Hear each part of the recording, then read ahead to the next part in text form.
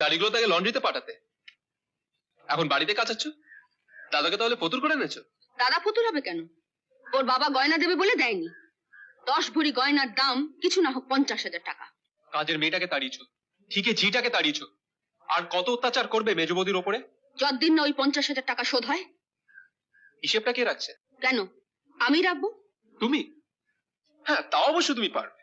ঝিয়ের কাজ ভালো জানা না থাকলে তো ঝিয়ের কাজের হিসেব রাখা যায় না। শুনেছি বিয়ের আগে তুমি নাকি ওই ঝি ইউনিয়নের সেক্রেটারি ছিলে, তাই ওদের রেটটা তোমার ভালো জানা আছে। কি বললে?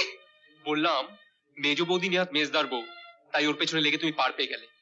যদি আমার বউয়ের পেছনে লাগতে। কি কি করতে শুনি?